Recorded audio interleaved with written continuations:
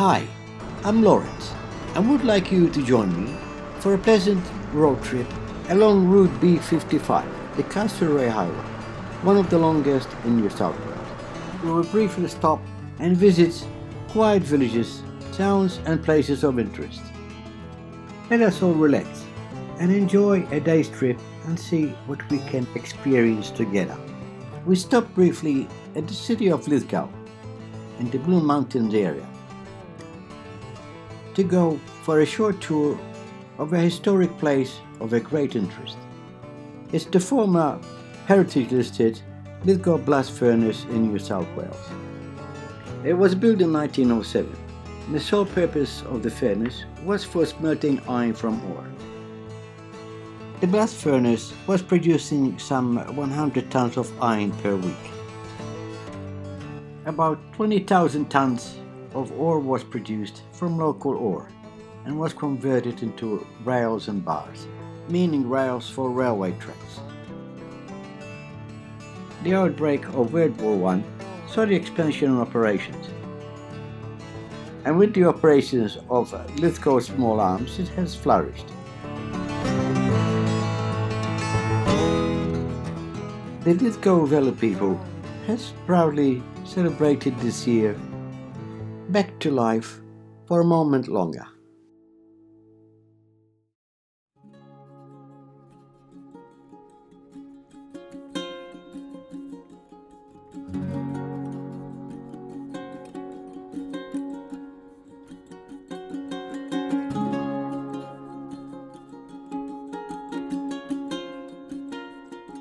Many of these charming bungalows and cottages were built during early mid-1900s, during the steel and coal industrial period.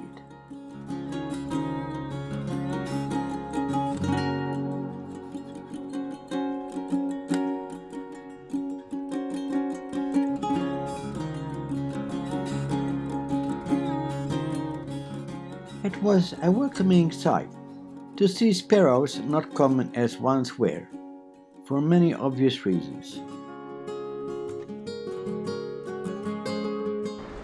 Back on the Castlereagh Highway, heading north towards Castlereagh small village.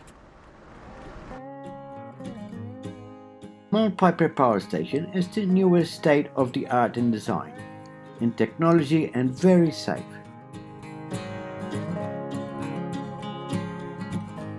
I was also appreciating some of the surrounding nature.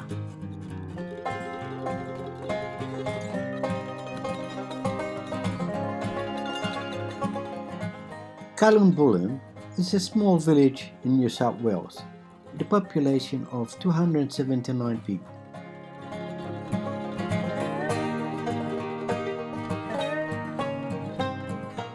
The Wiradjuri people occupied the district settlement, and it is believed that Castlereagh means lion breed. First settlement started in 1828, with the post office opened by 1861.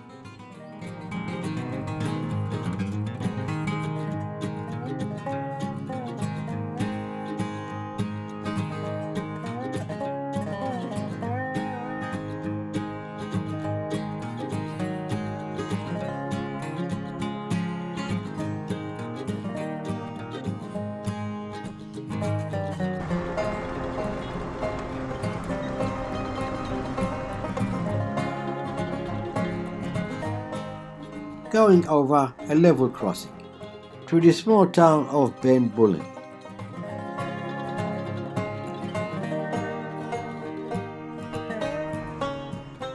And continues our trip going through the rural town of Kapiti. A reminder of nostalgia period and classical cars. The good old days. I wouldn't mind going back to the 60s and 70s. I believe they were the best days.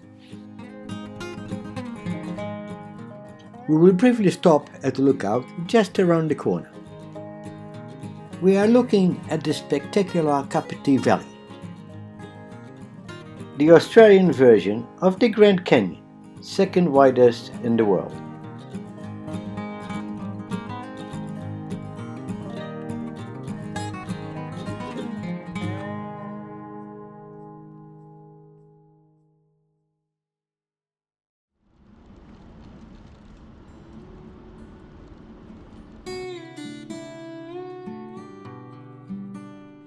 after stopping briefly for a short break, as I needed to go for a leak and reached the watering shed, spotted this uncommon thorny-tailed lizard.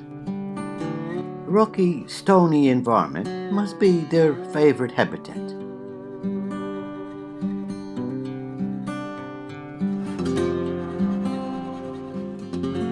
Nearby, I almost stepped over this dead thorny frogmouth. An owl-like looking bird.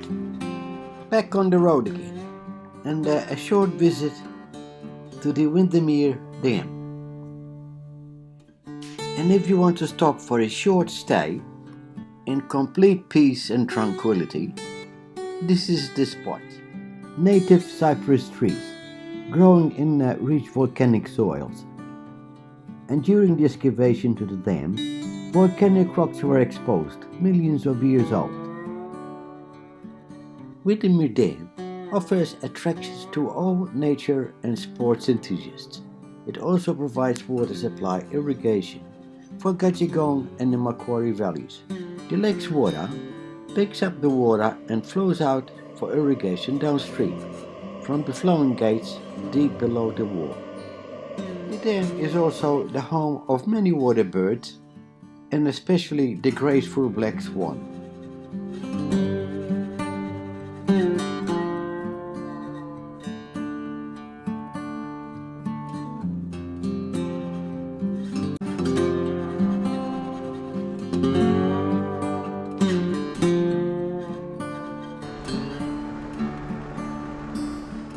Now let's settle down for a moment and listen to some sounds of the Aussie bush.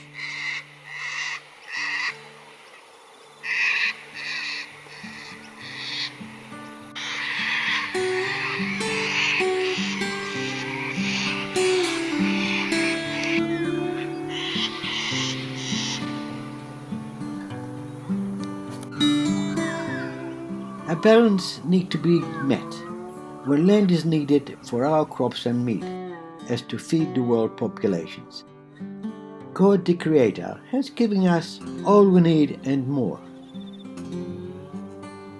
Then grabbed by greedy developers, excessive and irresponsible clearing and logging vast areas containing old-growth forests and other vegetation, supporting our indigenous animals and plants.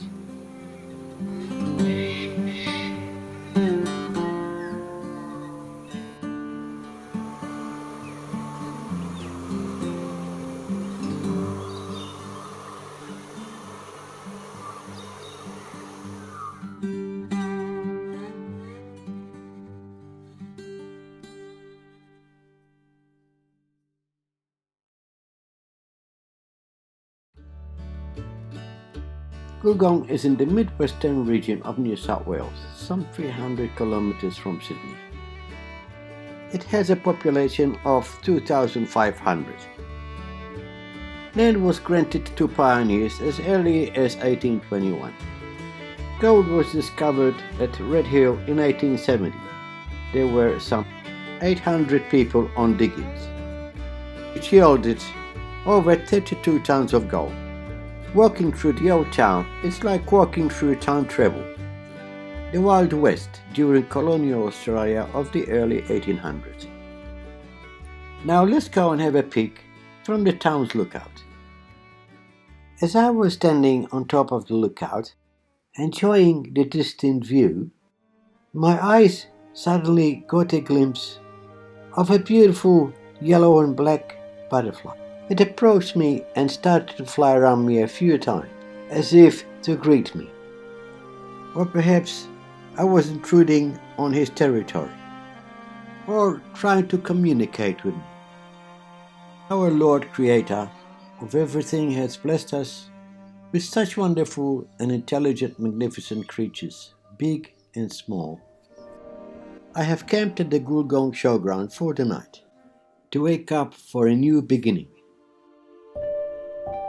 And God called the light day, and the darkness he called night, and the evening and the morning were the first day. Genesis 1 verse 5. And God said, "Let there be light." And there was light. Genesis 1, verse 3. The rising morning sun sends the birds into a frenzy, screaming corals, and the iconic Australian magpies, announcing a new day morning.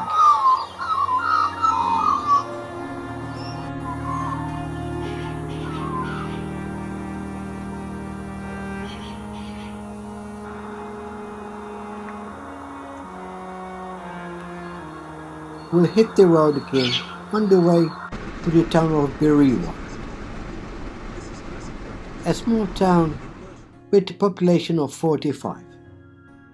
A train station opened in 1909, but no longer operating. A large grain silo remains in operation, where the railway crosses the Castlereagh Highway at a level crossing. This small town or village, it appears to me as it is a ghost town.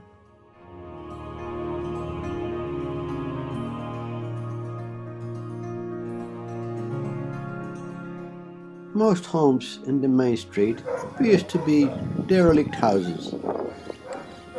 The barking dog seems to disagree. Some country's humor, one man's imagination, or perhaps the only remaining town's residents. I would like to offer all respect to the Wiradjuri people, custodian of this land.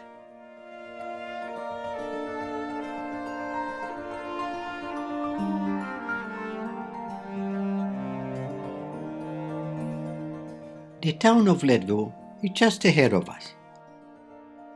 The town was booming when silver and lead was discovered in 1890s. The town of Lithgow became a mining town. Mining peaked in 1893. Population grew from 26 to 1,000 in 1891 to a present day of 160. The town of Lithgow now is a quiet town. As we reach the destination, we turn left on a dirt road.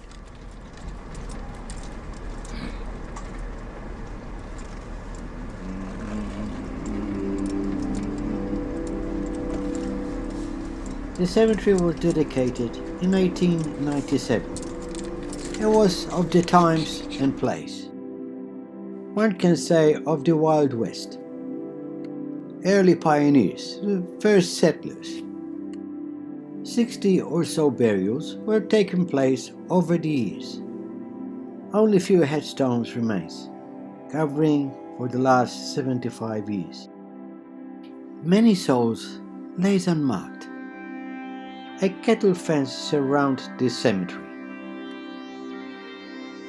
with a small gate for the entrance and a bench to sit on.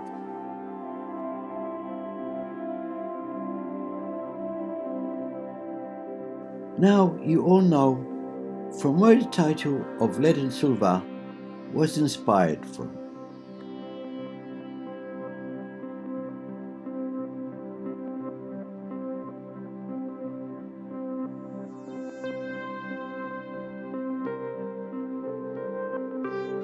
And before I turn around and head back home, I would like to say to the people of Lithgow, goodbye and thank you for letting me visit your little town.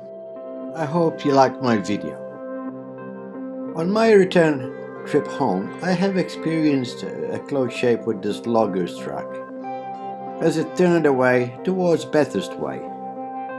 Then another incident where a car and caravan broke down on one lane, up the steep hill. And soon enough, another incident as we came to an abrupt halt, as I nearly pancaked into the back of the ute.